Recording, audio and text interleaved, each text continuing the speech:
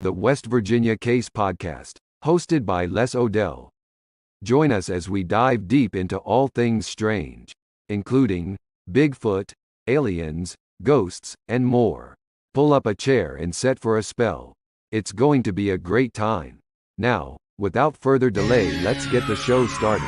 Ladies and gentlemen, may I have your attention, please? The show starts in 10, 9, 8, 7, 6, 5, 4, 3, 2, 1. Hey folks, welcome back to the West Virginia Case Podcast. This evening we got a little bit of a hang up. Gwen is in the EMT. She got called out on a call. She's going to be late, probably, if she's able to make it at all. So we might have to reschedule with Gwen. But if she does come in, she'll be in later. But I think I might have my son come on and talk about some things we've got into over the years. But if anybody else wants to come on, just hit me up. Let me know. I'll send you the link and I'll bring you on. So, yeah, I almost thought we weren't going to get to do it at all. My internet was out again. The people down here around here at Frontier, it just doesn't, keep up on the stuff. I guess they dropped the ball a lot. So the internet's in and out quite a bit here. And I knew for a fact that, if I tried to do it on the phone, it wasn't going to be good. But the internet come back on right at the last minute. So yeah, folks, if you want to come on, let me know. I'll send you a link. And hey, Wes, how you doing? Hey, Mogs, how you doing? Hey, Timothy. So yeah, whatever you guys want to talk about, we'll talk about. Hey, Danny. Danny, you want to come on? Mogs, you want to come on? You guys can come on. You're more welcome to. Hey, Tammy. We can just have a little round table if you guys want to. I can send you, I'll just put the link down here if you want. And talk a little bit about whatever we all get into. Like I said, I'm kind of grasping for straws here at the moment. It was late, right at the last minute, and I'm not blaming Gwen at all. I mean, that's her job, and to me, she's a hero for being out there doing what she's doing, and I understand completely. It just I didn't have anybody to back up, and that's my fault. I dropped the ball there. So I'm gonna put the link down. If y'all want to come in and just click on the link, follow the directions, and you'll have to click out you have to sign out on YouTube and just go straight through StreamYard. But my son will probably come in here a little bit too. My oldest son has been into paranormal investigating with me, investigating Bigfoot, things like that over the years. We've done it for quite a while together. So hopefully he gets on here, jumps in here a little bit. He said he was just getting finished with dinner, and we should be able to get some people on. Let me sign in on Facebook here. Sorry, folks. But yeah, so there's the link in the box or the comments there. Come on in. Come and join me. Like I said, we'll talk about anything you guys want. Danny, you want to talk about what you've been into here recently? I'm more welcome. Wes, comments here. Come on in. Come and join me. Oh, I'm like, what am I hearing? My phone was playing the sound. Okay, Wes, I'd love for you to come on. I know you're not one that likes to be in the eye, but I'd love to come on and you share your stories, or your encounters, if you would. And we got Tammy. Mogs, if you want to come on, you're more welcome. You always are, buddy. Yeah, come on, Danny. Come on in. I'm going to add Tammy here, folks. Hey, Tammy. Hey. How are you doing? I'm a hot mess. Oh, I hear you. I'm a little burned up today, too. It was a hot day out there, and I got a little hot today. Just a tad. but I didn't want to cancel. I mean, I didn't want to leave it hanging. Um, so yeah, let's just do. We can all do a round table if you want. Just like I said, follow Wes like I may one day when I have the nerve to go live. I understand that, Wes. I really do. It's taken me a long time to get into doing this kind of stuff. I'm right there with you, buddy. I'm not one, I guess you'd say, to be in front of people, but I've gotten used to it here over the past probably 3 or 4 years, and it's been a fun time connecting with people such as yourself and Tammy. And here we go. We got Danny coming on. Hey, fella. Can you hear me, Danny? Yeah, Les. Okay, we got you. Timothy says hello, Tammy. Hang on. Give us a couple minutes, folks. We're just trying to get situated here and get all lined up for everything. How's everybody doing? Good. How you been? Can you still hear me, Danny? Yeah. Okay.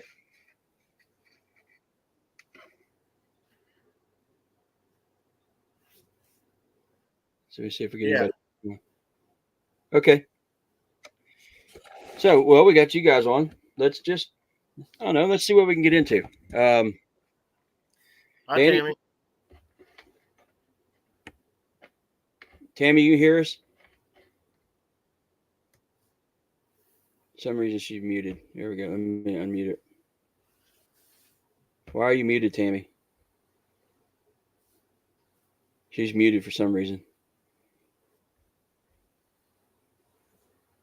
Okay. There you go. You were muted. You had your mic muted. Okay. So, sorry, I was looking over to the chat. Danny, you want to talk about what you've been into here recently? I mean, I know you can't divulge some of the information where you've been, but you and I were talking here recently this week, and I mean, you can just you don't have to give all the details, but what have you been into, and what's some of the stuff these people have been telling you? Well, last weekend I got to go on my first adventure for it's more of a mix of paranormal stuff. I got to indulge in a little bit of Bigfoot activity, some ghost activity, and some possible UFO stuff. So a little bit of everything, a little mixed bag of a lot of stuff. So this area is, just seems like a hot spot for some different types of activity all over the board. Then, about what you're telling me being reported. I'm getting a little feedback from the TV too. Okay, yeah, I just turned down the volume on it. I had to do it on my phone.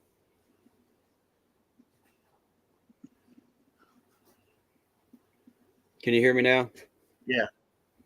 I said, but what you were telling me earlier this week, it's just a mixed bag of all kind of paranormal, weird, strange, high strangest things that's going on in this property. Yeah, it's a farm here in close to Raleigh County here, and I can't say a lot about it because there's still a lot of investigation going on. But we had a really good time. I went into it with an open mind. I went into it because I'd never done that before, and tried to find a few things out. I found a few things. I found some twisted sticks, some what I thought was footprints. Then whenever I went into the cemetery, it's a pretty big cemetery, about 200 plots. The Ovulus come up with some stuff, and another voice box came up with some stuff. So at this point, you're doing like somewhat of a paranormal investigation then? Yeah, a little bit of everything. The ghost side of it, spirit side of it, I guess you could say. I didn't see anything, but I heard some stuff. You were telling me that there's there's Bigfoot, some possible Bigfoot activity there as well, along with this paranormal stuff going on.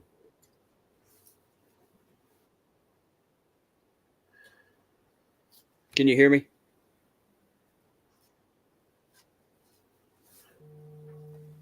I'm getting two different voices.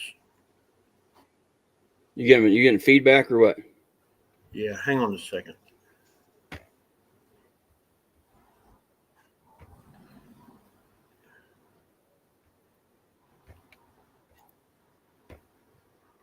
Can you hear me? Yeah, I can hear you. I can't hear you now. Hold on. Go ahead and talk to Tammy. Yeah, you got YouTube on the background, Danny. Yeah. Yeah, you have to turn YouTube off and just go through straight StreamYard. Okay, how's hang that? on. There you go. Yeah, you have to just go straight on the StreamYard. Okay, hold on. There we go. Now can you hear better? Yeah. Okay. Yeah. I'm fixed. What about Tammy? Yeah. We I'm got sorry. Tammy. That's right. We got Tammy froze up there. So what I was asking you is, there's reported paranormal activity on this property, but they're also saying there is possible Bigfoot activity. Correct? Yeah. It's just a lot of stuff that has been happening since Revolutionary War time. What all they were claiming is going on?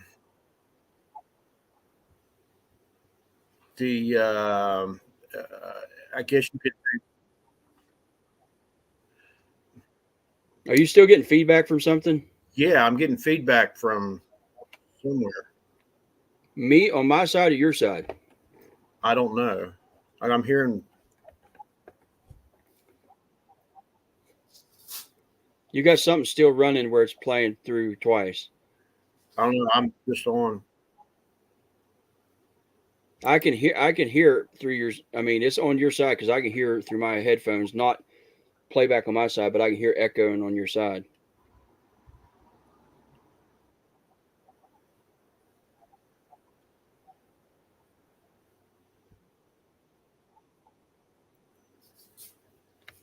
I've got the volume turned up.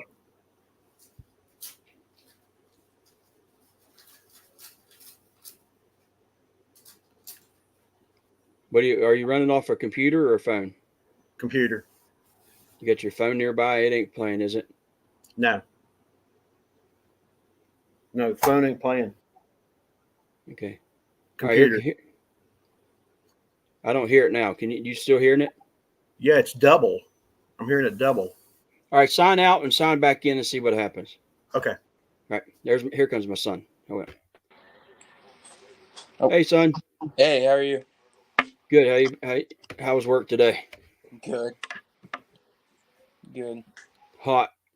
Well, Yeah. folks. Justin, can you turn your phone the other way? Or you have to have. There you go. Now you back it up some. There you go.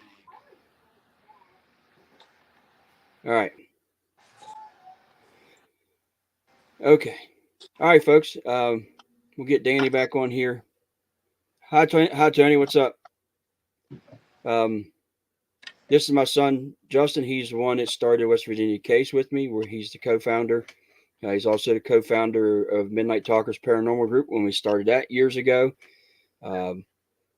He's done a lot of stuff with me over the years. We've gotten into a lot of interesting things. Timothy Green wants to know what you do for a living, Justin. I deliver Little Debbie. He's a Little Debbie, Little Debbie distributor. Yeah.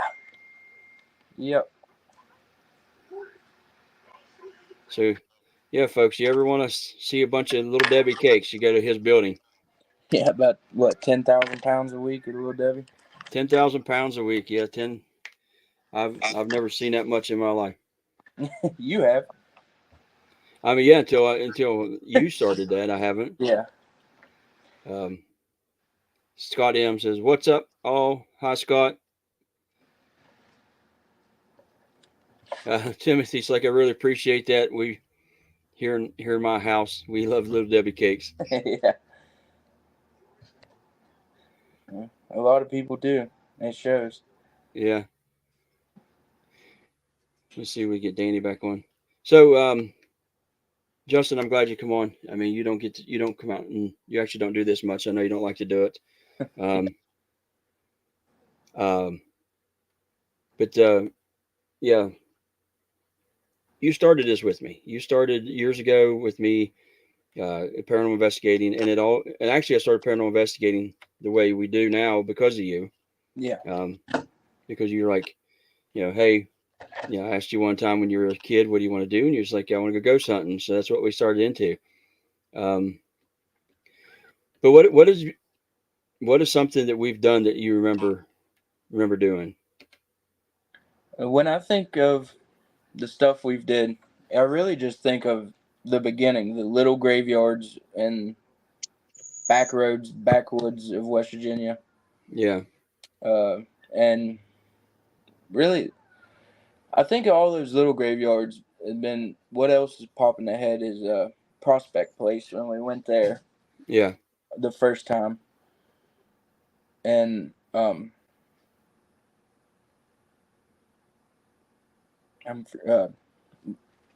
Mannington. What's place that burnt down bad? Oh, the Black Shear Mansion. Yeah. Well, yeah. I was including Highland and Flindration Park into basically these little cemeteries and stuff. Yeah. I mean, we would go to Flindration and then drive all the way to basically Mannington, yeah. Yeah, in the same night. And that's a long night. It is. I mean, how much driving is that, Dad? Well, from where we were living to just get to Flindration Tunnel was in the opposite direction of Mannington. Yeah. So we would drive an hour to get to Flindration Tunnel. And then at least an hour 40 to Highland. And then we'd stay there for, I don't know how long we'd stay. And then we'd turn around and drive to Highland, which was another hour and a half back the other way.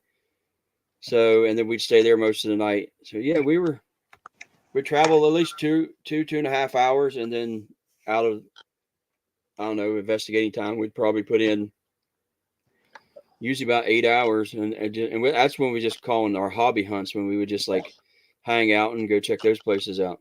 Yeah. But Black Shear Mansion was like one of my favorite places to be. I mean, I really enjoyed it. I really liked going there. There was some crazy stuff that happened there.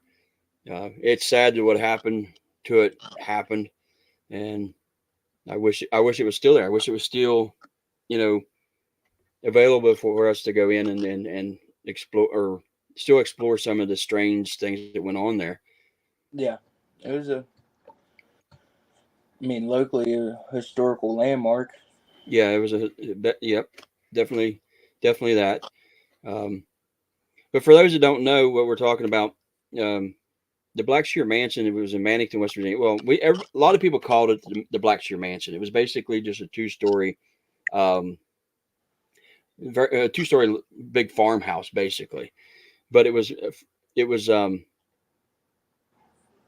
belonged to a family that was pretty prominent around the area. The area that it was in is still called Black Shear. The elementary school's Black Shear. The elementary school's Black Shear. And there's the Black Shear graveyard just up on the hill. But it was an awesome place. I got a chance to go in there years ago when a friend of mine went in like solo, and he put on Facebook that he was going to go in, and I said, hey, would you care if somebody else joins you? And he's like, no. So I got to go in, and it was nuts. It was crazy. I got to see, I guess you say, an apparition go from one room to the next. And I was hooked. We went back, and I got permission from the owners to go in. So along with some other couple other groups in the area, they got permission as well. But we were one of them that got permission to go. Some awesome things happened there. I mean, we would catch EVPs. We would catch. I'm hearing that feedback now. Is it me? I don't hear anything. It's when I'm talking. Can you hear it? Yeah, I've No. got feed. I've got it for some reason now. I know I got this phone off or the sound off. I don't know. But we would have some interesting things happen. I mean, I still hear it. Let me kick this phone off. You hear it now? No. I had a pair of headphones sitting by my phone. Well, that might be it then. Yeah, because I was hearing it through like static and. I can hear fine.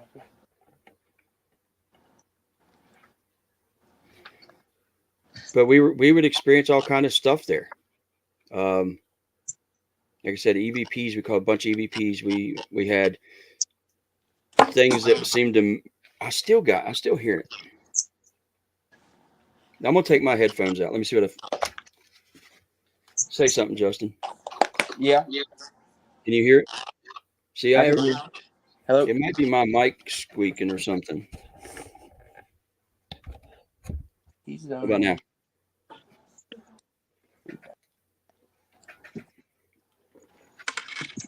I'm gonna try.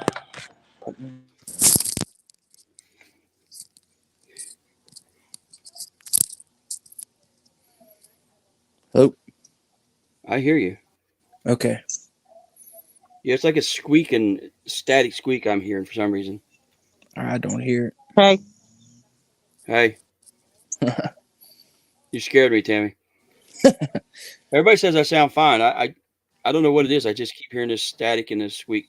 I don't think it's doing it now. You plugged your headphones in, didn't you? Yeah. The mic's working fine. Yeah, you sound better. Maybe it's just coming from that. I don't know. Okay. But anyway, what was one of the things you remember from Blackshear? For some reason, the amount of change. Oh yeah. I mean, pennies, stacks of pennies. I mean, pennies aren't very big, but if it's 3 inches high, that's 20, 30 pennies. And they were just like littered the place. Yeah. And like every room, in a windowsill, on a bookshelf, every room you went into. Yeah. Just the amount of, I don't know why that makes me think of Blackshear, but just the amount of pennies that was in change. It was different change. I mean, sometimes it was other. Yeah, Mothman 46 says it's a funny squeaking sound, so he's hearing it, I guess, as well. I don't hear it now after you put your headphones in. But yeah, folks, when we went to this house and we would investigate it. The odd thing we would find, like he said, we would find change, just random change stacked. We'd find it in doorways. Like it was crossing the doorways, window seals, mantles, and the thing is, there was a couple times we were thinking somebody was coming in and doing it. Yeah. And there was a couple times when we actually walked through a room and knew there wasn't change in a certain area. Like at one time we went from the one bedroom that walked through that like little kind of a I guess it wasn't really a hallway. It was kind of like there was like a small closet type thing between two rooms. Yeah.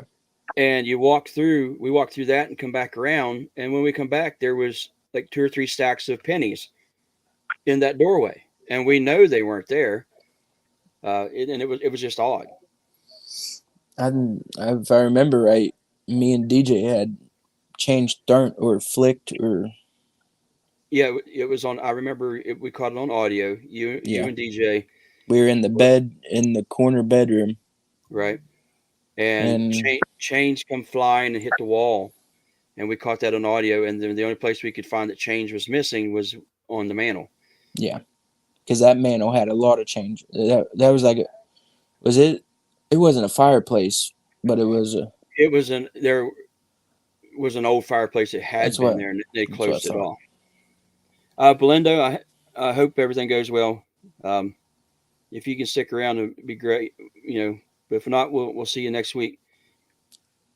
Yeah, it was weird. It was very weird. One of the most interesting thing about doing ghost hunts is when you have reoccurring things happen at multiple different places.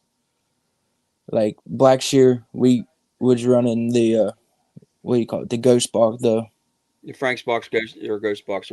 At that and at that time, it was the Hack Shack. We had what yeah, they called the Hack Shack, which was and a modified radio that went through all this a bunch of stations. back then you were MacGuber, you were or MacGyver. yeah, making no MacGuber, and you were making all the multi-$100 Yeah, toys you could buy from stuff from Radio Shack. yeah. Hey, it was fun. Yeah, We had static detectors as trigger objects. Would make different things into those. The Hack Shack, we did that. It was pretty cool. When I'd see, because I just couldn't afford to pay at that time. Some of that equipment when they first started coming out with it was just expensive, and then it was just you can't afford to buy a bunch of that. But yeah, it was. but I remember we got the name Howard at Yeah. Blackshear and Highland and The old school in Pittsburgh. yes, which Yeah, that was it. I didn't forget about that, but that was cool to be in. yeah. But I think that's interesting when there's linking, or I don't know what does that mean. Hauntings only happen in one place, or is that something else? I don't know. I think maybe sometimes our this terrestrial place that our place, the live world here, I guess you'd say it, is there's in that other realm. There's no boundaries. They can just go wherever they want. So Yeah, basically, just for example, that we've been a few places where, for some odd reason, my name comes up quite a bit, and that sounds yeah. weird. Everybody's like, "Oh yeah," but it really has. We've been in Flinderation. Flenderation. It happened. The house I did investigation on in Clarksburg, uh, a Bigfoot investigation that I did, my name come up, and I was just like, which is weird, So I don't know why that happens. But like you said, Howard does come up You for think some that reason. you think that's some type of tag along or a manifested energy that one of us puts off or something? I mean, it's possible. I mean, it's very possible. You know that I've told you over the years that I was told years ago that I've had an attachment that's been with me for most of my life. So maybe that has something to do with it. Yeah, I don't know. Um, one of the things that still I share with a lot of people. I wish I was able to download it on here to see even if I knew I was going to do this. Is remember when we were out? I I can't remember. I can't remember if we was riding on the four wheelers or we was in my old truck and we stopped at that old building, that partial old building in Mannington, and we're walking around and you asked me what did it used to what did it used to be, yeah, and that's when we get that sounds like a little girl's voice, kind of like a um, I call it a singy song voice or yeah, whatever, and it comes across. And what's really cool is that this building was basically a roof and poles. yeah. There was nothing there that would cause an echo. Basically a We pole did, building. yeah, basically a pole building, but it was an old part of maybe I don't know if it was part of the old sawmill, maybe an old part of one of the mines. I don't know, but there was nothing there that would cause an echo. And in the recording, you and I don't echo. When we're talking, there was no echo there. But when this voice comes across, and what's really, and when I talk about these EVPs, folks, if I couldn't hear it, I didn't keep it. If I couldn't make it out, plain as day, I didn't keep it. We never did anything with it. But I've let a lot of people hear this, and it's this little girl's voice. It sounds like, to me, it sounds like a little kid, maybe. I don't necessarily want to say little girl, but it goes, can you see me? And that just flipped me out when I heard that. And I still play it for folks. And I don't know if I can play it on here right now or not. I know some people got like the tiers for their EVPs, but I would say that's a top tier. Yeah, it really is. And that one and one from Highland I remember was the creepy voice just saying black. Yes. Yeah. That was clear as day, loud. But yeah, it was like right next to the recorder. Yeah. It sounded like it was almost talking into the recorder. Absolutely. And it was kind of, there wasn't really any questions being asked. It was like, well, that's when some of our best EVPs came through. Yeah. Just like just talking. Or we were planning what we were going to do, or just taking a break, chatting, and there was still a recorder running. And that's when some of the best EVPs would come through or catch the best things. Okay, I'm going to try to see if this will play. It should play across your mic. It's probably not loud enough. I heard. Hold on. Let me get it close here for me. Yeah, I'm hearing it.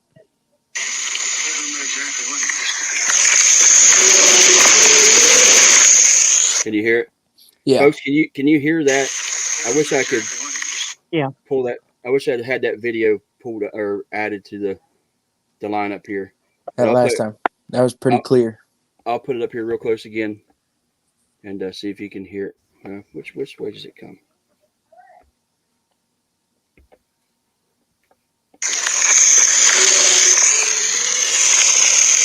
I'll let it play one more time.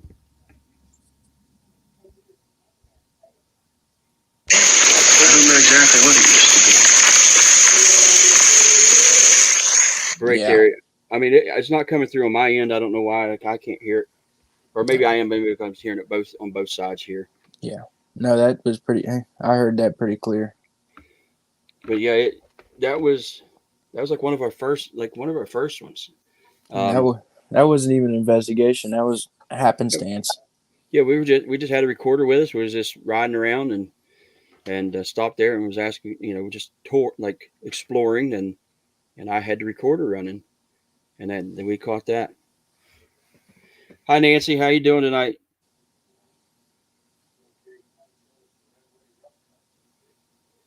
So, somebody here, Justin. Where did it go? I think it was Belinda.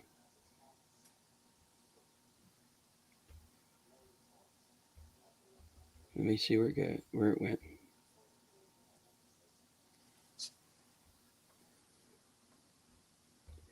I think I'm pretty sure she asked, what was one of the scariest things you've encountered, Justin?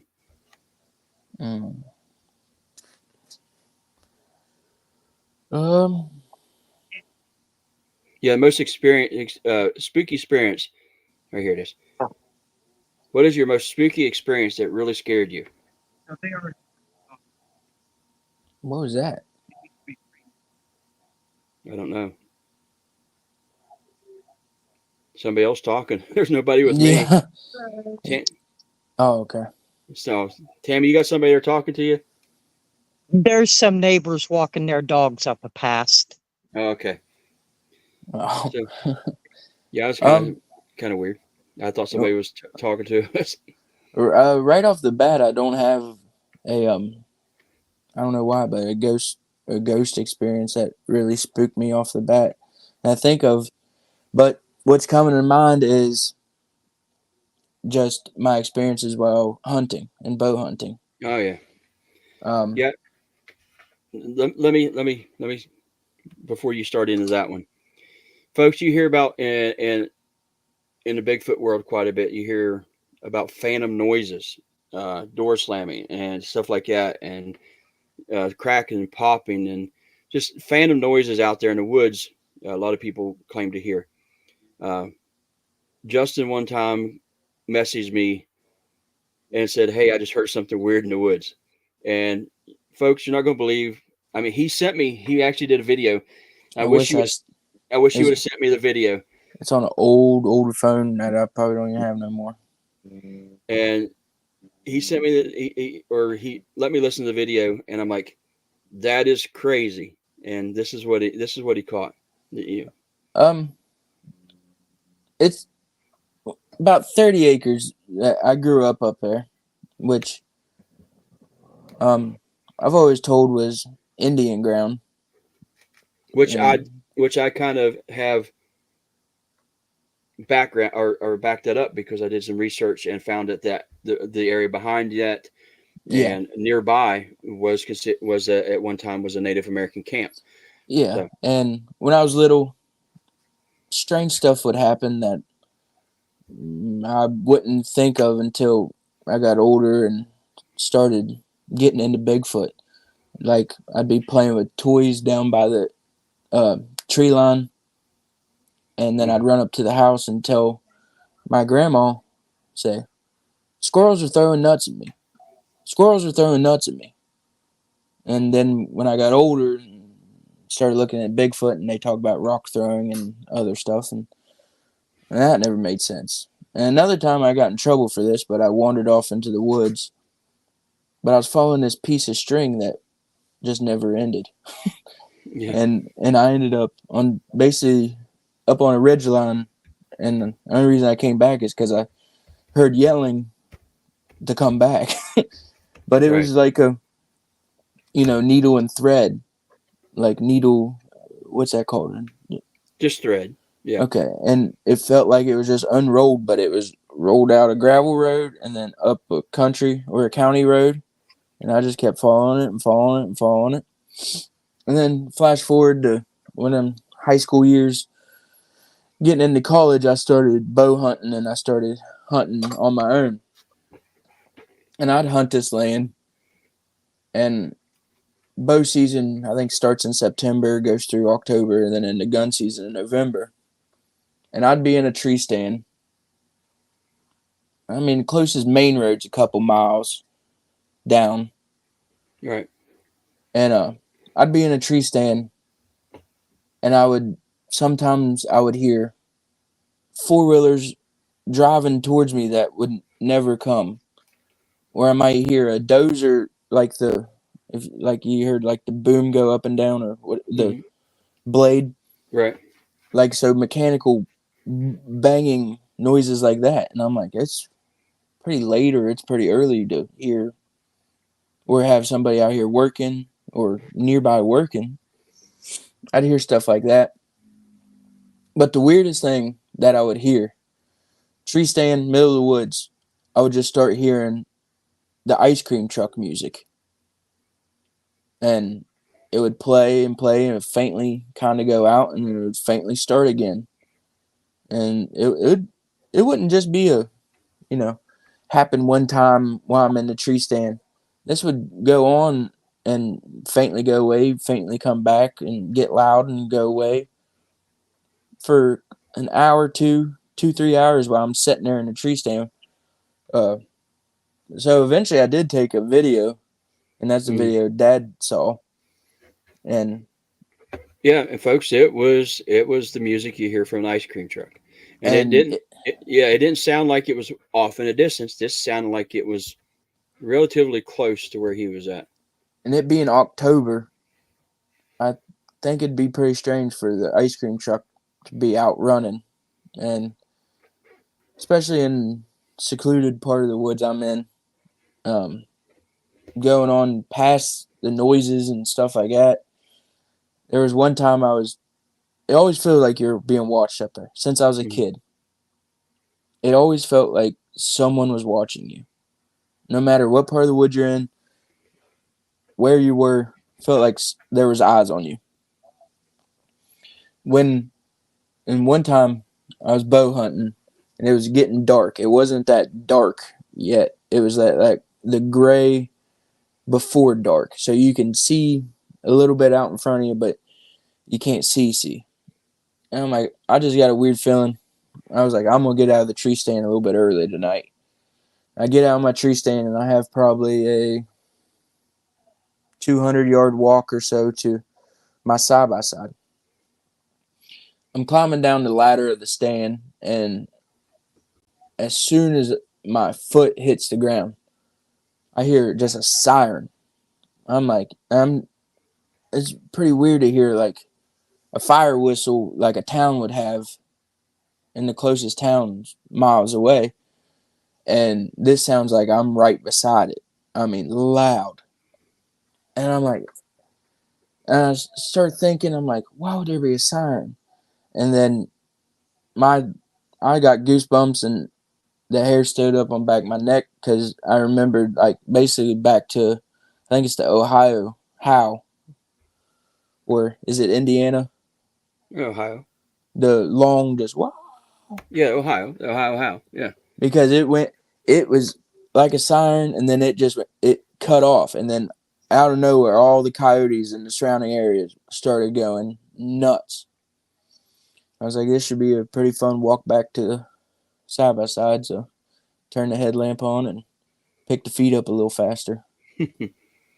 Now, what about the time that you were in the because there's an area up there that they called the sand plant.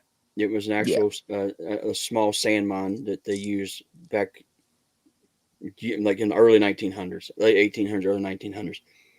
What about the time that you felt like you was being watched and you looked up on the rim of that sand plant and something kind of ran, I guess you'd say. Yeah, when I was in high school, I would ride the four-wheeler around up there just to kill time. And one time I pulled into the sand plant, which I would explain as almost like being on a basketball court and there's bleachers around you, but it's a wall of the sand plant. So some spots it's about 10 feet above you there's a clear trail all the way around it. Something walks it. And then on other parts, it might be 30, 35, 40 feet up. So I pulled in on the four-wheeler and I'm sitting there and I go to get off and I'm just kind of browsing the rim of the bowl and I get to something. And as soon as I get to it, I don't get to see it. I just hear what sounds like, I don't know, a truck falling off a cliff, a runaway truck through the woods. And I've never heard anything. I've heard deer. I've spooked deer and I've seen them run off and stuff like that.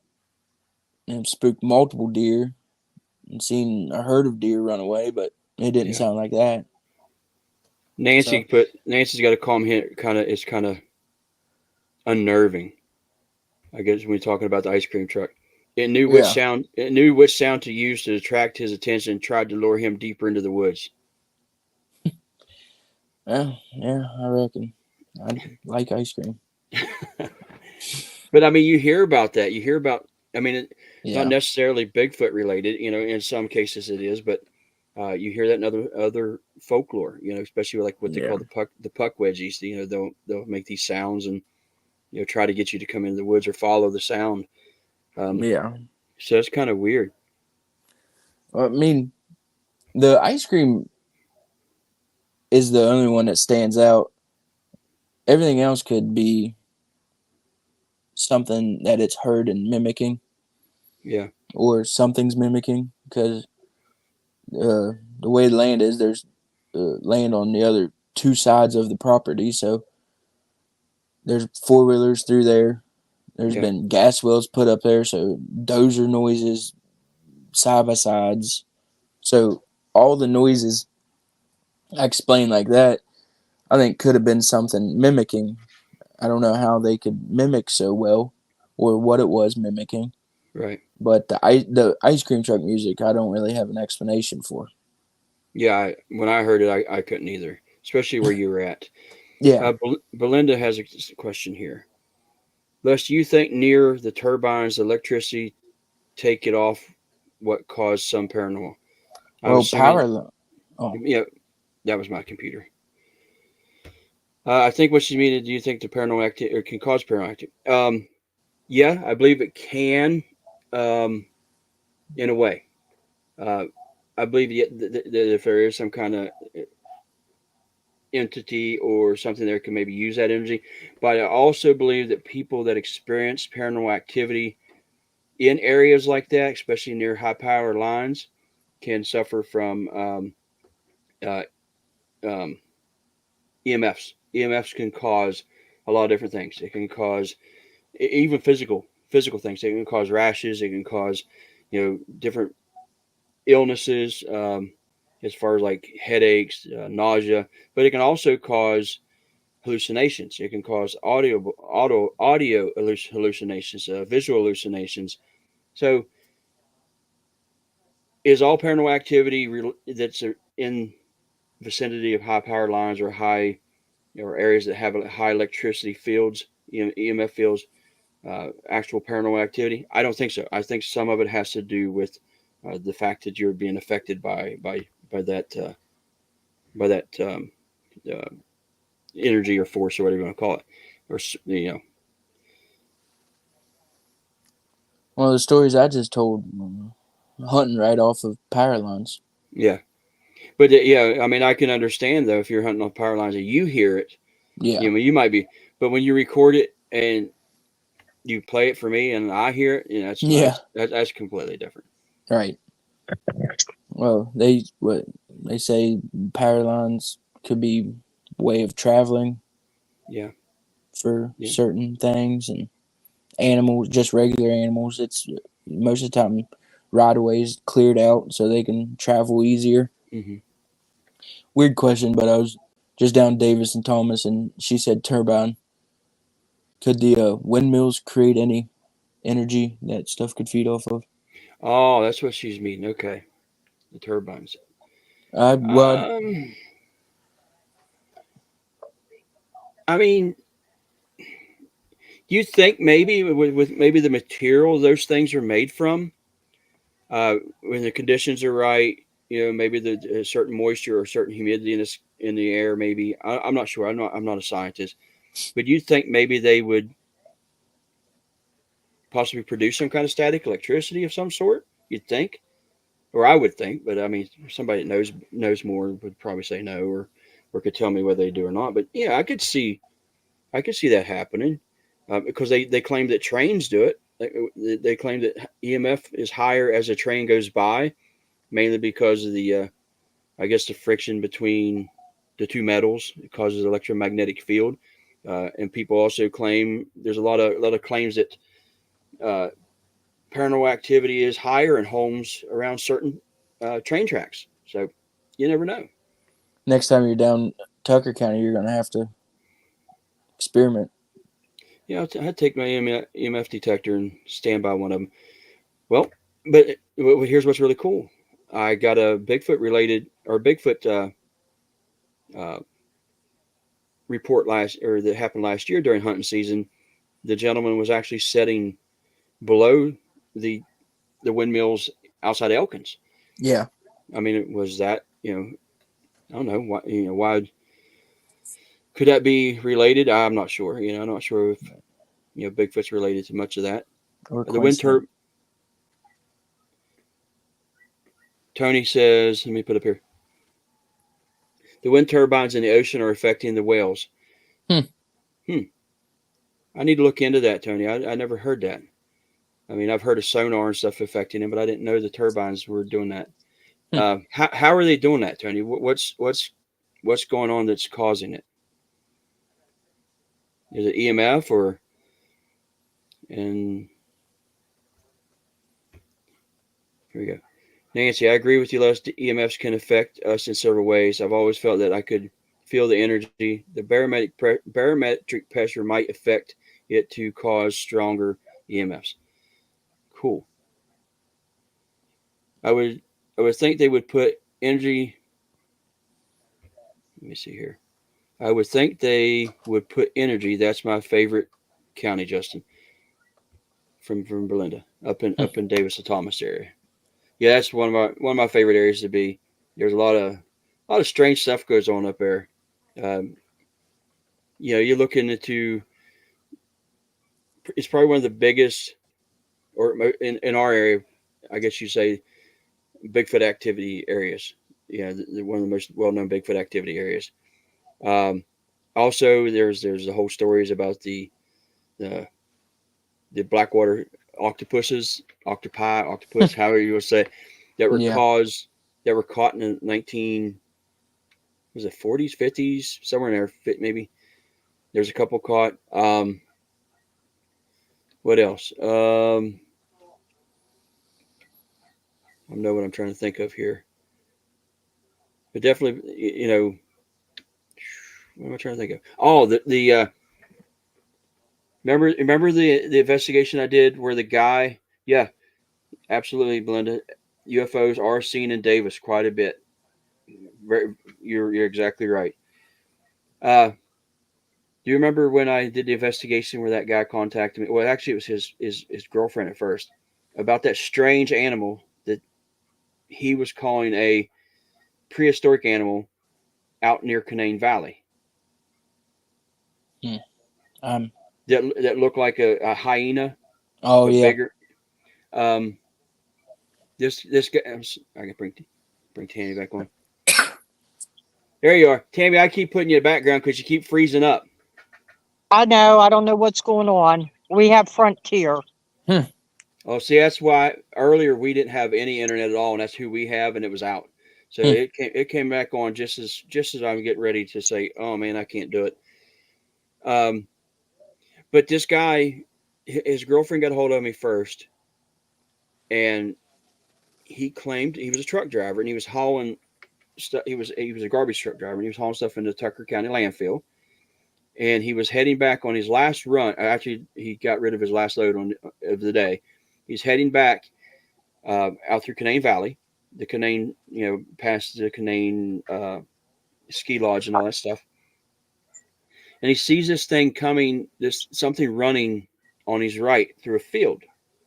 He starts to slow down, thinking it's a deer because deer are pretty prevalent up there. It just like anywhere else here in West Virginia. But then he noticed that it's not a deer, it's something else, and he stops, and this thing pops over the little hump in front of his truck, and he says it looks kind of like a hyena.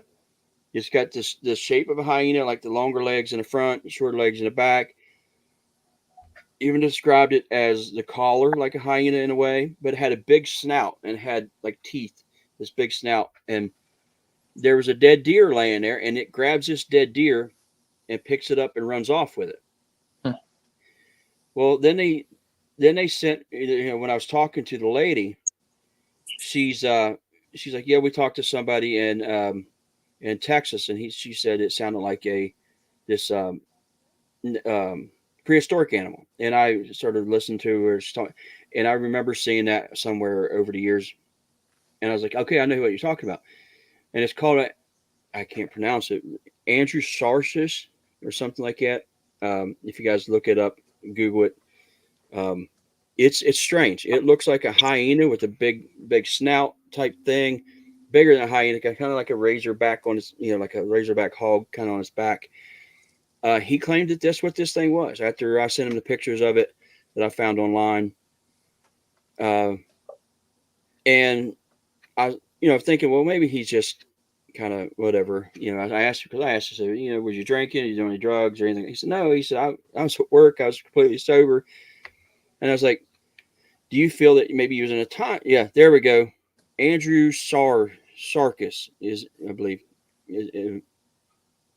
I think it's, yeah. Sorry, I get distracted here, but I said, well, do you think maybe you went through some kind of time loop? And he's like, no. I was like, well, how do you know that? I said,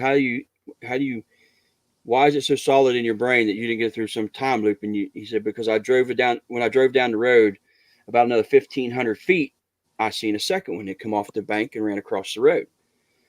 And I'm thinking that's crazy. So I put that on Facebook, and you can actually go, if you go on the YouTube channel, you can find it on my YouTube channel. You can find the interview, and the sound quality is not great because we're by the road and stuff, but you can listen to his interview.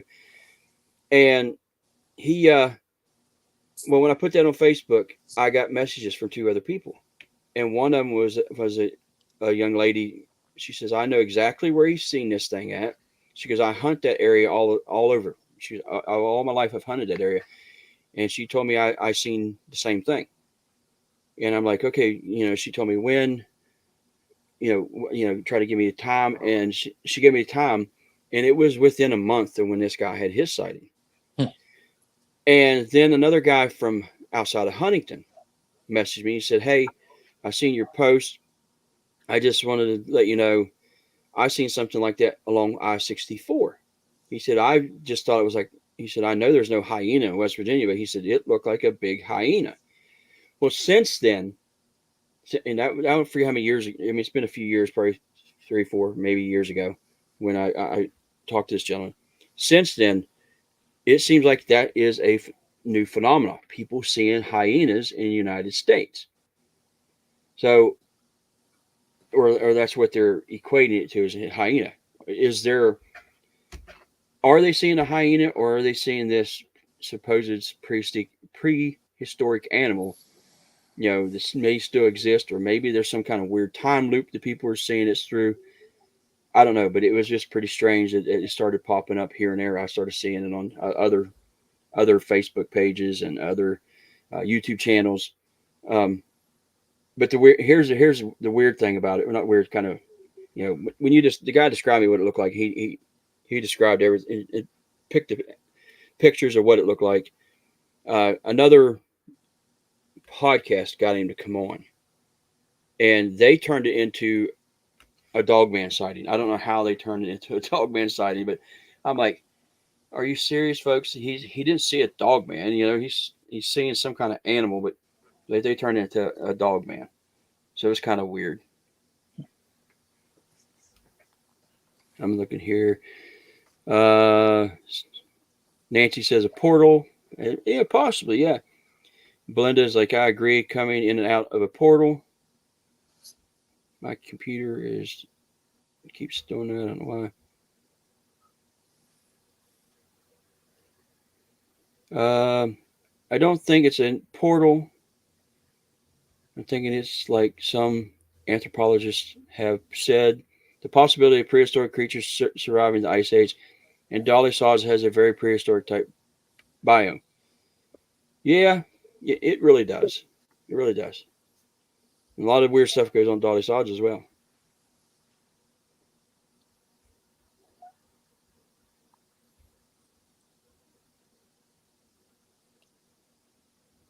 Anybody got any questions? Like I said, I know, folks, this isn't the usual kind of unprepared here. Trying to shoot at the hip.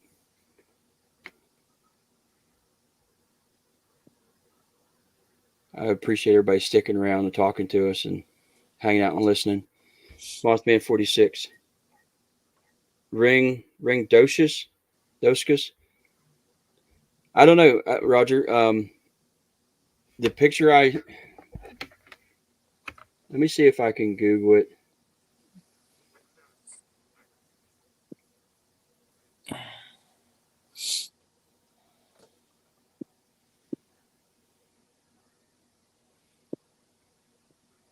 I'm not sure if I can.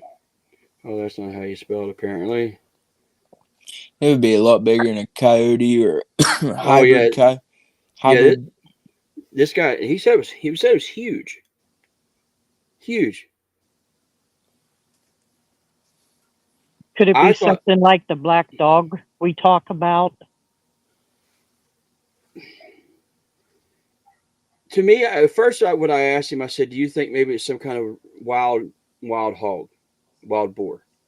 And he said, "I could see that. I could see what you mean by it. What you mean by that? Here it is. Let me see if I can find a good picture. But he said it did not have a pig nose. It had a like a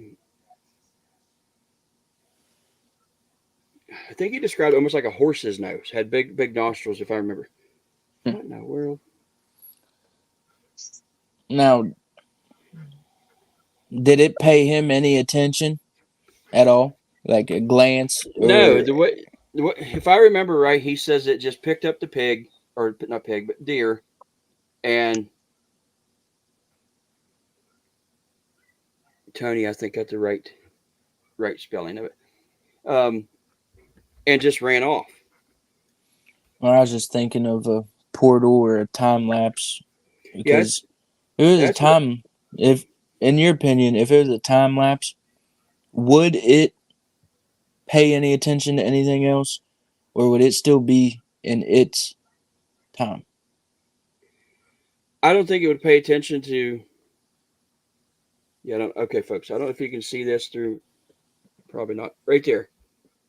Oh, That's the thing he claims he's seen. Looks like something off Ice Age. Yeah, kind of. Yes. It almost looks like prehistoric Tasmanian devil because he talked about had it opened its mouth, had a lot of a massive amount of teeth.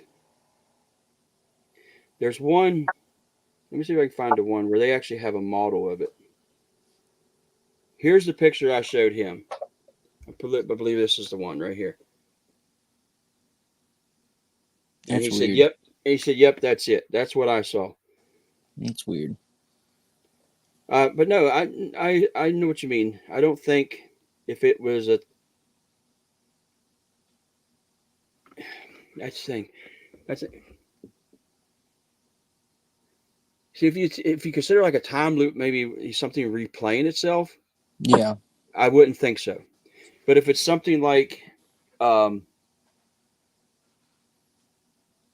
of like the what they call the I guess the string theory or whatever it's called, Yeah. where two times will come together, maybe or They then yeah, I think overlap. yeah, I think that could be possible. You know, Yeah. the thing that time something's still alive and it comes into this time. The both things are present in one time together, or two times come to one time and they're both present. So yeah, I think that Yeah. things will notice each other. Absolutely. Hmm. Nancy says, let me see here. Or you go back through the errors and like the short snout bear Yeah. that roamed what is America now. Right. And it's a coincidence that people showed up after they went extinct in America. But then Absolutely. when you look up those things with just a short snout bear, it's a terrifying, bigger than And a polar. It's it's terrifying. massive. It's Yeah. massive. Tammy put Skinwalker Ranch has had a prehistoric wolf appear, and they suspected it came through a portal. Yeah. She says, "I think this was a great interview with your son. Appreciate him sharing." Yeah, I'm glad he come on. You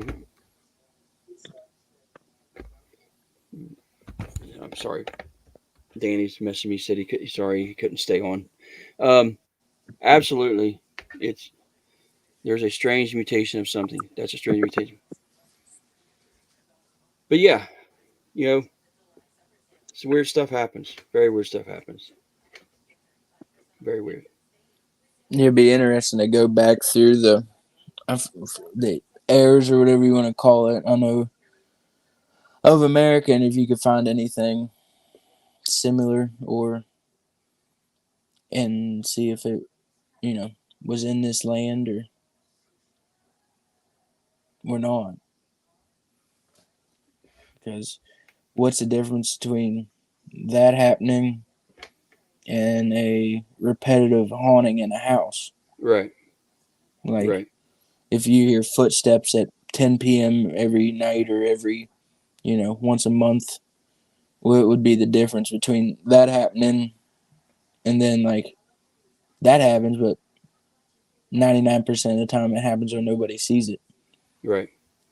So it could be cryptid, or it could just be a weird type of haunting.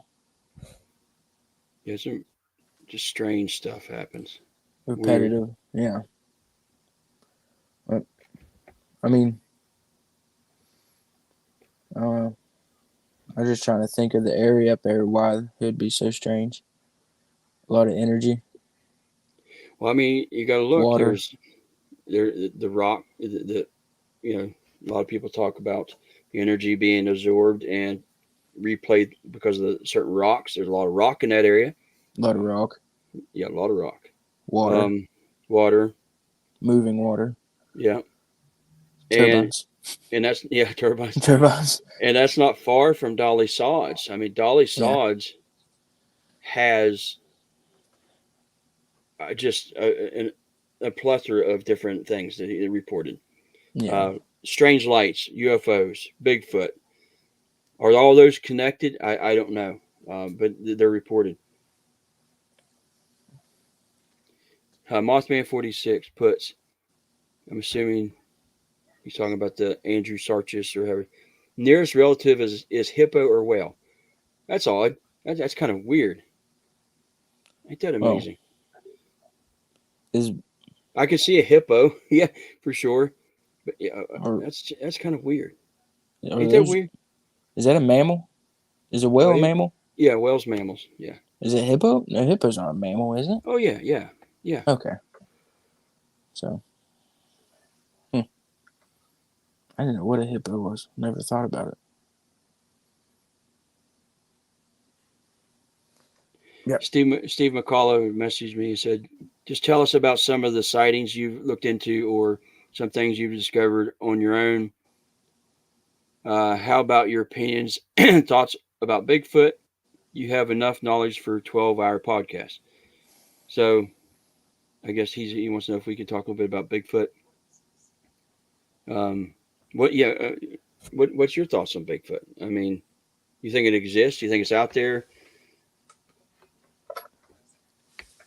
Yeah. I mean, It's been a while since I've been, as into it as I was there for a while and keeping up with everything. But I'd like to think it's just a big monkey in the woods. Right. I'd like to think that, but I don't know if I can think that with some of the stories. Just the oddity of it. Right. If it's just a big monkey in the woods, it had to be found by now. Right. Well, here's what I tell people when they ask me, what do I think? What do I think it is? I tell everybody, I think it being an animal, an upright hominid or some undiscovered primate is the easiest answer. Yeah. I think that's the easiest answer. Because for everything else that some people report, we have to first discover the possibility of some of that before we can say, yeah, these things are actually that. Because some of that stuff we just don't understand or we don't know. Science just hasn't proven it. So to me, the easiest answer is to say it's a primate or of some sort or some kind of hominid. Yeah. But that doesn't take away from the weird stuff, like you said. The disappearing that some of the reports, like I've taken a couple of reports I've taken where these things seem to disappear. You hear a lot about the glowing. I use that loosely, I guess you say, but the eyes, the reflecting eyes or the glowing eyes, which I hope to get a fellow on here, this optometrist here, probably next month. We're going to talk about, about how that's really not, as far as it being a natural animal, if it is like a primate, that's not possible. It's not going to be possible. And he'll tell me he'll tell us. I've talked to him on the phone, and he'll tell you he'll go into why. But he believes that if it does have glowing eyes, it's because it's something else. It's not what we have in our animal, I guess you say, database. Kingdom. Yeah. But here's the thing. If glowing eyes and reflective eyes are a completely different thing. Yeah, because if a deer's eyes will look like they're glowing. If you're in the woods at night and you shine on eyes, it looks like there's glowing eyes looking at you. Right. But here's where the scientific world gets into it about there's no way that these things have eyes shine, or whatever, even eye shine, because there's no other known primate, great apes, primates, or whatever alike, that has that membrane, the tapetum lucidum, or however you pronounce that causes that, that causes that eye shine. Therefore, in my opinion, if you look at the word paranormal, which means not able to be explained by science, basically, or extraordinary, or not normal, that puts it in a paranormal field. A different maybe definition of paranormal than what people are looking for. Well, it'd be the same as UFO. That's just unidentified flying object. So if it's not a marked plane, or that's technically a UFO. Right. So it's similar. I mean, well, some people, when you say paranormal, what they immediately go to are ghosts, spirits or something like that, or interdimensional, which, again, even if it was interdimensional, I had a discussion with a guy here recently, and we both agree with this. Even if it's interdimensional, even that doesn't mean it's from a spiritual plane. It's from another dimension. We may live on this dimension. We're alive. Other animals are alive. In that other dimension, these things are going to probably be alive. They're just a living animal. So even if they do transverse different dimensions, it's an animal of some sort. It's going to leave like marks. It's going to leave footprints. It's going to leave hair. It's going to leave whatever. So when people are like, "Oh, you're in the paranormal, the woo-woo paranormal, camp," we hear that from people. That's not. You got to look at what you're really talking about. You're not really talking about a spirit. Some people, it's a spirit. But when you're talking interdimensional, the fact that the dimension thing is more paranormal than the actual the creature. So, in my opinion, I know that kind of went on about that, but it's weird. No known primate, but if Bigfoot is a genetic offshoot of giant pizzas, they could have adapted to be primary nocturnal. Yeah, that's possible. Very, very, very well, it's possible. But here's another thing.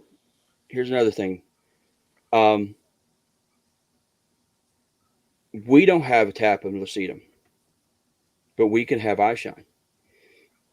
There's a reason why they call it red eye when you have photographs. There's a reason why they have anti-red eye on certain cameras. And it has nothing to do with that tapetum lucidum or nocturnal. It has to do with the amount of blood vessels in your eyes reflecting the light. So if you take these creatures and they're supposedly as big as they are, I mean, we're talking, some people are talking 8, 10, 12 feet tall, which I'm a little lenient, or not lenient, but a little leery of saying to 10, 12, whatever. But you take these creatures and they're that big, and you hear a lot of people talk about they have bigger eyes. But you also hear a lot of people talk about their eyes are almost seem to be solid black. They don't seem to have the sclera, which is the white part of the eye. If that's so, and there's a large amount, they're going to have a larger amount of blood flow in the eye. Why wouldn't that reflect if it's hit with light?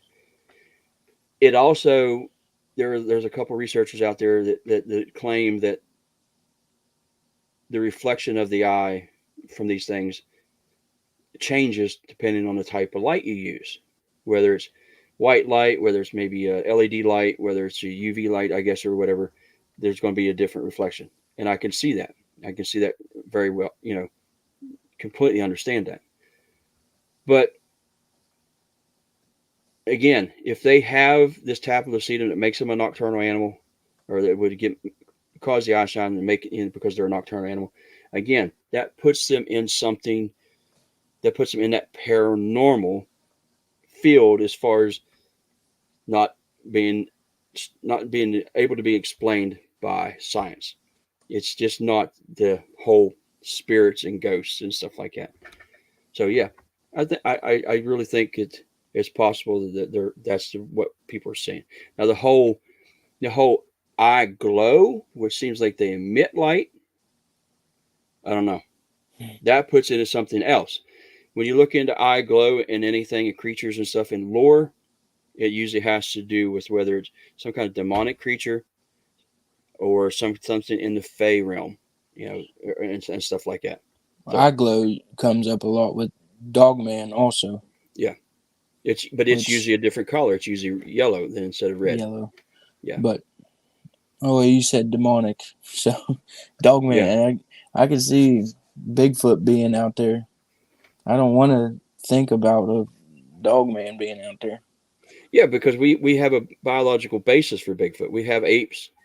We have apes. We're basically an ape. We don't have a biological basis for a dogman, an upright walking dog, canine man thing. We don't have, there's nothing in our and that scares people to death, and it's completely understandable. I mean, types of images have been around of them forever. If you think about like the pharaohs and the pyramids, the type of dogs they drew on the wall, it was always a dog with the headdress on, and that was a standing dog. Yeah, the Anubis or whatever chimera, they were chimeras that when they but who knows? Look at the experiments that were done by the Germans. Yeah. Where they were taking dogs and making two-headed dogs and everything else. And, there was rumors that they were trying to, put animal heads on, humans and stuff like that. And they were into the occult. It was into all kind of weird stuff. Yeah. Well, look at dogs in general. They all start from a wolf and then you get a chihuahua somehow. Yeah. I mean, the different breeds of dogs. That might be the most incredible thing I've ever seen. Yeah. How you could turn a full-grown wolf into Scooby. My little dog. Yeah. Mothman 46 years. He's right. He's absolutely right. Oh, the conversations we could have. Bigfoot hearing without visible ears. His sense of smell without a snout. We'd need to meet up. Absolutely.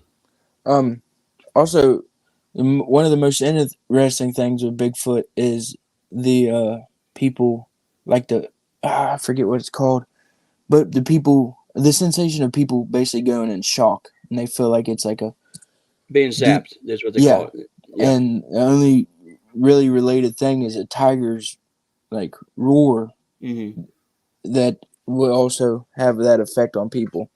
I think that's one of the most interesting things with Bigfoot is that. What do you think of that? I mean, there are other animals that do use it, like tigers use it to supposedly stun their prey. Elephants use it as communication. It actually travels. My understanding, when an elephant uses it, it travels through the legs, through the ground, and then it's picked back up through the legs again.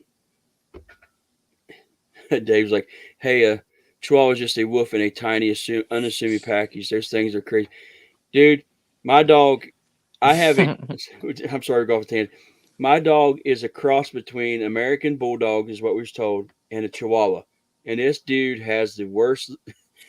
He has. I mean, he's great with us and everything, but other animals, he has a horrible attitude. And he's got that little small dog syndrome for sure. Napoleon complex. Yeah, absolutely. Um, yeah, I think it's possible. I mean, we've been to the zoo and we've heard a lion roar. You can, Yeah. I mean, you feel that. So, I mean, it's like I know that's not what we're really talking about, but that sound, and you hear about the roars that we hear, supposedly from Bigfoot. That sound is amazing when you hear that lion. You're across the zoo and it's like you feel it in your chest. I mean, you can feel it. So, and that animal's nothing. I mean, it's a large animal, but it's Yeah. nothing compared to what people are claiming to see and hear the sound from. Yeah. So, Nah. speaking of sound, what about the time we heard it? Oh yeah. The howl. Yeah. Well, technically that would be probably the second time from the story I told earlier. Yeah. And thinking back, it was pretty similar. Yeah. Because a long, drawn out. I mean, it's not a scream. It's not a scream. No, it wasn't a scream. It's a. It has. It's a howl. Yeah. Yeah. It's not a. I was just trying to. Because it's not a shriek, like a short, Yeah. just scream. It's a long, drawn out with like some bass behind it. Yeah. Now, could you Yeah. imagine being, I don't know, how far you think, a ridge line away probably from us? Uh-oh. What? You froze up. Oh, that's probably a ridge line away from us. Now, could you Yeah. imagine what it would feel like or sound like if you were 100 feet, 100 Yeah. to 100 yards? Right. It'd be amazing. I guess, for lack of better words, it'd be Yeah. amazing. We were talking about the zap, and it made me think if anytime you're out in the woods that you can think back, like on your just normal hikes, you didn't encounter anything weird or didn't think anything weird, but you ever just got like sick that night or didn't feel right when you got back, that you can think back and think of?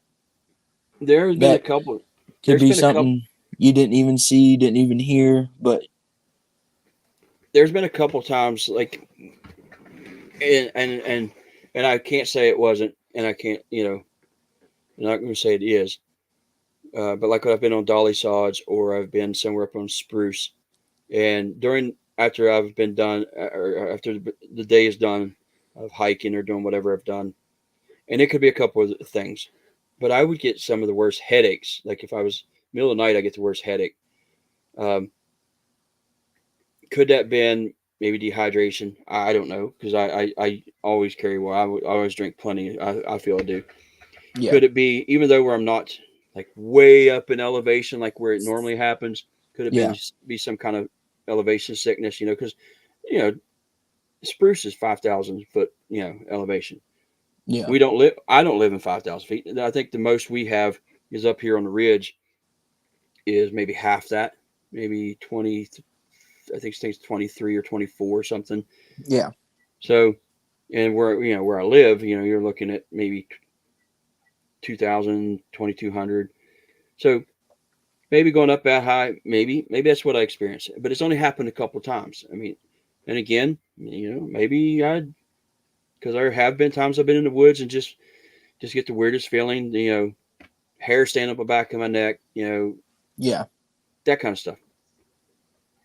So I don't know.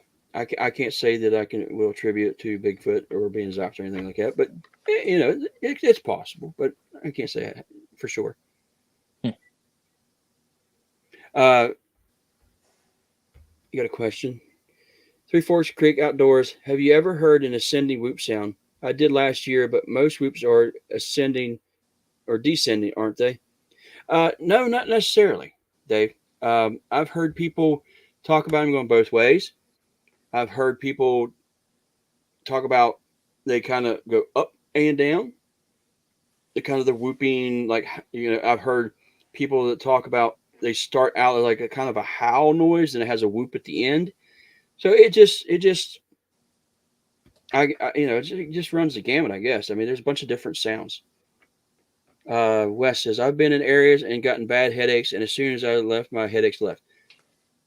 I Now have we've done. had. Oh, I was going to Go say ahead. ghost hunting, Yeah, ghost hunting. We've had that happen for sure. headaches and nausea. No, the nauseous, Feelings. Yeah. and then get away from there and get away from really putting, investigating. Kind of. Right. I don't want to say you're interrogating them, but like lay off the questions and you start feeling better or you get away. And no, I don't think I've ever had anything like that not connected to ghost hunting, Right. which I don't know. I'm seeing if somebody. See, because Gwen said she might be able to stop by after she got home, but she hasn't messaged me. I thought maybe that was her. Um, But that'd be scary if they could zap you while you're out on your hike, well, and I did. then you start having experiences when you're at your camp that night. I was just at a, I guess you say, exploration, small expedition that some folks I know put together. And several of them were BFRO members from all over the place. And there was one fellow there told his story. And before I start that, here's kind of the neat thing. Before the zapped or whatever, and lights were always looked as no when it comes to the BFRO for the most part. Yeah.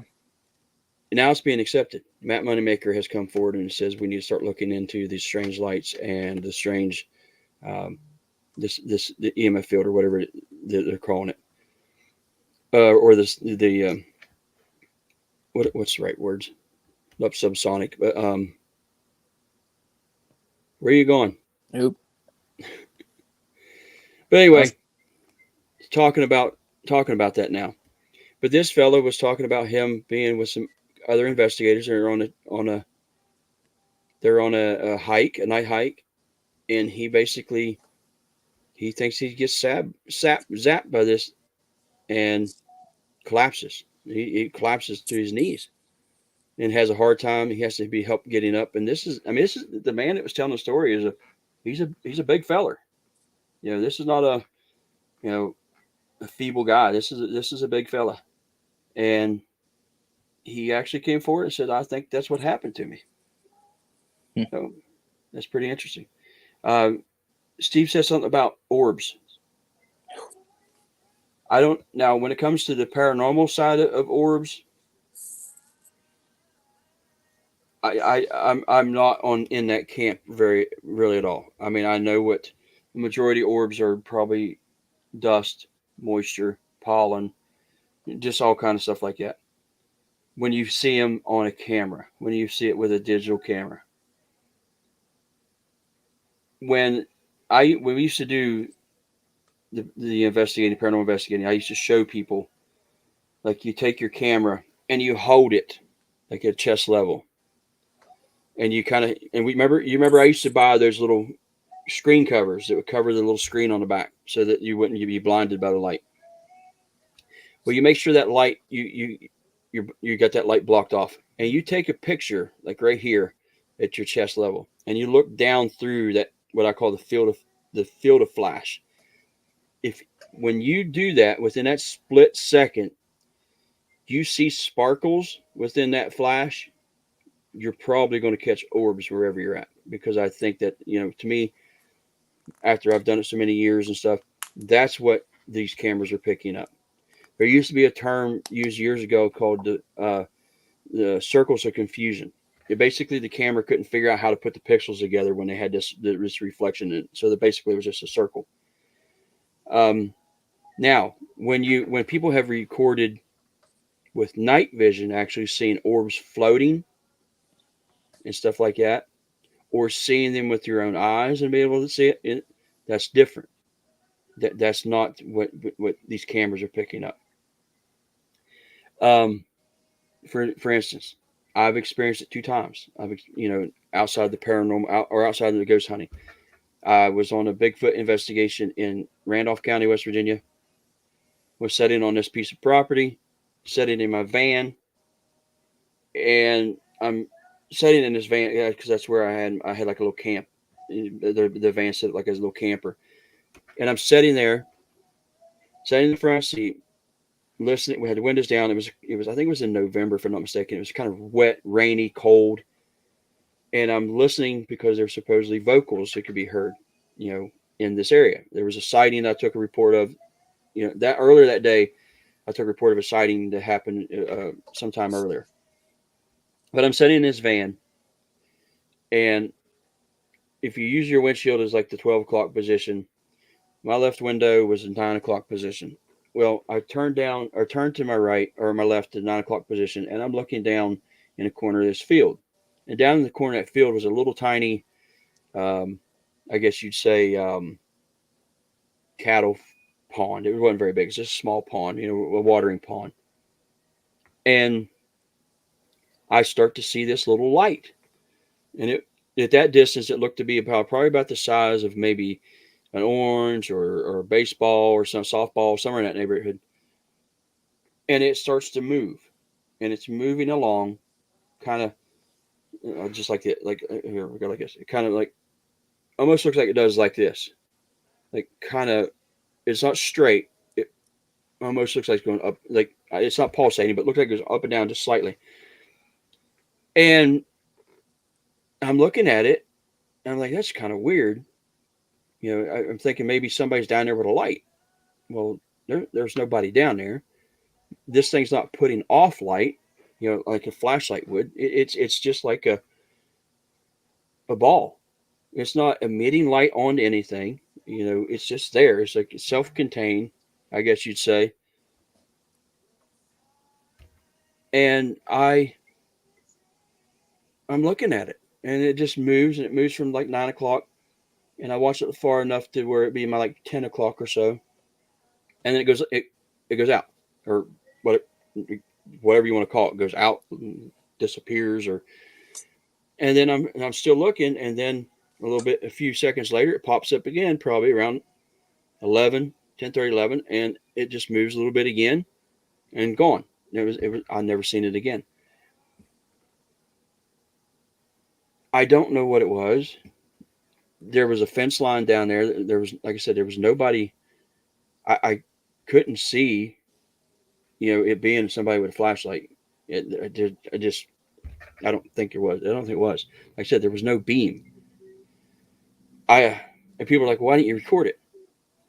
I didn't even think about picking up my phone, camera, or anything. I'm just sitting there watching this thing just move. And I'm like, I'm thinking, my mind's trying to make up what it is. I can't figure, I can't make sense of it. I don't know if it's just a ball of light. Is it somebody with something? And before I could even think about getting my camera to do anything, it was gone. The other time was in Ohio. I was on a farm outside of Minerva, Ohio. For those that don't know anything about Minerva, there was pretty famous Bigfoot kind of monster, weird type stuff going on back in the 70s, and it's called the Minerva Monster. Where I was on a property outside of Minerva where there supposedly was some Bigfoot activity going on. I was there with some friends, and the property owner was actually there was a cabin in the back of the property, and she's sitting on the porch of the cabin, and I'm standing at the bottom of the stairs, and my other friend is standing. Momo is the Missouri Monster, Dave. He's standing below me, and on below him there's a pond, and then it goes over and it goes up the hill, and there's like a majority of a pine. It's majority, yeah, mostly pine, like a forest, and then there would be a right of way, a highline right of way, then another forest. And I'm standing, we're talking, and I look up and I see this red light in the trees, just right up in the tree. And the way I describe it is, it almost looked like someone had a laser pointer and had it in a tree, pointing at a tree. But there was nobody there. There's only three of us there. There's nobody else around. This is on the back of a 200 and some acre farm. Not a single soul, but us three. And I said, "Do you see that?" And they're like, "What?" And I said, "The light." And Heather on the porch, like, I don't see it. And where she was at, the roof would actually probably, would obscure her view. And Seth looks down toward the pond. He's thinking I'm meaning down toward the pond. I'm like, no, up in the trees. And by the time he was able to look, it was gone. It just, like, again, just disappeared. And so that's the two times I've experienced the strange lights, orbs, or whatever you want to call it, in the woods. And in both cases, it was in areas where I was taking, or where there was supposed Bigfoot activity. Are they related? I don't know, but it's just strange that I experienced it in those two, and as well as other people have when they talk about Bigfoot. So The one, I'm gonna tell this story, and I gotta hop off, Dad. I gotta eat dinner and get to bed. okay, I know you gotta get up early. Yeah, but the only thing that I thought of when you were talking about the orbs is when we were on a ghost hunt, and I was with two members in a truck that broke down, Right. and you went to get parts to Right. fix the truck. And it was up at Highland that we talked about earlier. We're facing down a gravel road. What would you call it? There's the mouth of, like, to go up to It was the like actual. there's like a T intersection of one gravel road, and you turn off onto this little. It's just a small single lane gravel road. Yeah, it takes you up to the top of this ridge. So yeah. And we were sitting, pointing down the hill towards the one paved road that's, I don't want to call it a main road, but it's the main connection from one main road to the other main road. Truck was barely running. I'd say that. Yeah. Couldn't get much to anywhere. So we're sitting there waiting on you to come back with parts. So it's single cab, bench seat. I'm sitting in the middle. And we're kind of just freaked out because it's a freaky area to begin with. Right. Place we commonly ghost hunted, had experiences, whatever. And as we're sitting there, we kind of start hearing a tapping on one window, and maybe another tapping on the other side of the window, on the other side of the truck, maybe on the back glass. So we're kind of getting pretty jittery and freaked out. And I don't know who noticed it first or who brought attention to it, but up the gravel road, up the hill behind us, we watched some kind of light. At the time, we would just say it looked like a lantern. It looked like a lantern came off the hill, crossed the road, and went down over the other side of the hill. But hearing about orbs, like the story you just told, and other stuff about, other stories we've heard from the same area of people seeing a ball in the woods just kind of floating around, orange ball. That just makes me think, what we actually saw there, was that an orb? Was that an apparition with a light? Or because it middle of nowhere, there wasn't anybody around. We heard the tapping on the glass. That's the only story that kind of popped in my head when you were talking about orbs. But you also got to remember, after that happened, because that was like when in our early days of going up there. Yeah. we started hearing accounts from other people that would visit the area, especially the cemetery and the old church, that they would see lights in the woods. Yeah. Strangely, we seen them, but it wasn't. We see what you would call gaslight. I mean, Yeah, like we a kind of hypothesized that it was gas releasing from the ground. from the mines. Yeah, Yeah, because if you're standing on one side of the cemetery with flashlights, you might see. reddish orange Yeah. or bluish color, but Yeah. it wasn't balls. It was more of a glow of an area. So Yeah. yeah, The place is freaky. it is. I can't wait to go back. I want to go back. I want to do, because like I was telling everybody, the YouTube channel's hit 4,000. I know most people do it like at 5, but I'm ecstatic that it's 4. Yeah. So I want to do something. I might do something this weekend. I've got 2 things I'm thinking about doing, but I don't know if I would do that for it. But I would love to go up there and spend a solo night at the church. Be dropped off, and Yeah. so I mean, really want to do it. Yeah. Your night could get ruined though. Yeah, I mean, we've had some strange things going up there. Well, I'm just saying it's a Yeah. public area and Yeah, because we've experienced some couple weirdos up there, but some hooligans. Mhm. You got some side by sides and stuff, Yeah. and you might get your night ruined, but you might not. I might go out and camp under the big cedar trees out in the middle of the cemetery. That one's real low. You get your hammock tent and just hammock tent it. I would just like get a bivy and sleep underneath that little thing. Yeah, that place is some of the coolest stuff we ever caught came from there. I think Yeah, I think just leaving the EVP or leaving the recorder in the church, and just full on conversations, like the piano playing when piano. on recorder, it was sounded like singing That was in the weird. church. Yeah, Well, that one time you left it in there for a while we were outside, and it just sounded like, I don't want to say it was a congregation or something yeah, like that, but that was pretty interesting. yeah. Well, I know you got to go. I know you got to get up for work. You get up early. I gotta get dinner.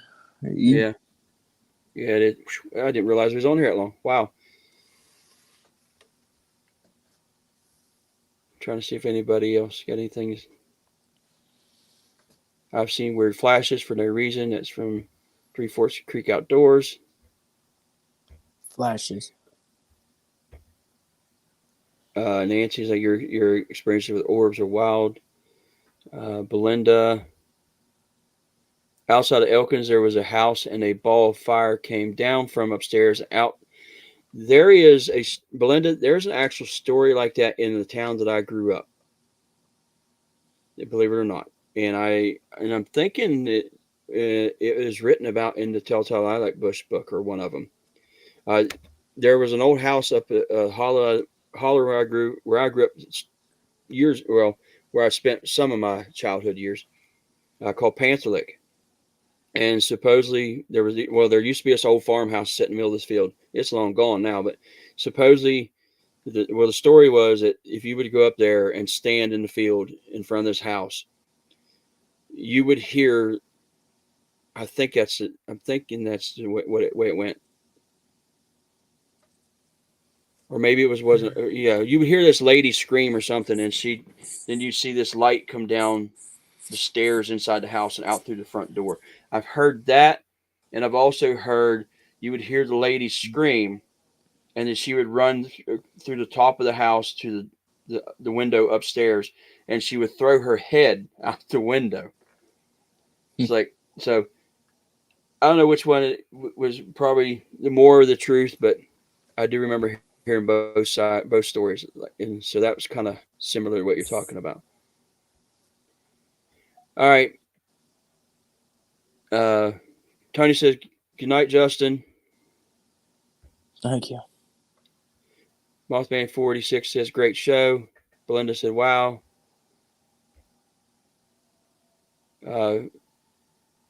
Oh, Justin, I don't know if I told you this. I like to try to in October, if we can, if I can get some people together.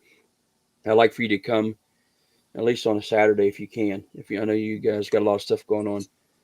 Yeah. Maybe in a Laurel Fork area and do kind of like a camp get together. Have some people get together and do like a sit around round table BS Bigfoot Okay. kind of stuff. I'd like to do that. I think October. I think we have one wedding to go to in October, but should be free the rest of it. Well, let me know when it is, and we'll see what we can get. Oh well. Because I think Tony's wanting to come. Tony Morris on here. Few other folks is on here. Dave, Tammy. Oh, I got Tammy again in the background because she kept freezing up. But yeah, I'd like to get into that. Try that out. Do like a thing. Okay. All right. Yeah, Tony's like, can't wait for the camp trip. Alrighty. And Belinda's also. So maybe somewhere in the middle, because I think I might be going to North Carolina on the last weekend of October. So, all right. I'll talk to you tomorrow. Be safe at work. Yep. Kiss baby for me. I will. She asleep now? No. She went and stayed at her nan's. Oh, okay. All right. I love you. I love you. I'll talk to you later. I'll talk to you. How do I hang up this? Just where it says leave studio. I don't know. No. All right, folks. I want to thank everybody for coming. I'm sorry that the guest that was supposed to come on wasn't able to make it. Like I said, she was already come on, and she messaged me, says, "I'm sorry, I got a message to go on a call, and the earliest I probably will be back was between like 8:30." And I was like, that's no problem. We'll just reschedule. But you definitely, when she's on, you definitely want to have her or listen to that one. She's had some cool experiences. She's got an event coming up that I'll be part of not this weekend, but the following weekend in Central PA. I'll be a speaker there. She also has a business that she runs. It's a pretty cool business. She sells different things like shirts, hats, all kind of stuff. These little baseball bats. It has a Bigfoot on it, and her name of her business is Got Knockers. And I think it's pretty cool. And like I said, when Gwen comes on, you definitely want to be here, especially when she talks about her experiences in Salt Fork State Park. Been pretty creepy, in my opinion. So with that being said, folks, y'all have a good night. Thank you, everybody, for coming. Thank you, Belinda. Thank you all for thought it was a good show. Like I said, it's just a random thing, or not random, spur of the moment thing. All right, Wes, you have a good night, buddy. We'll talk to you guys here on the next one. Bye.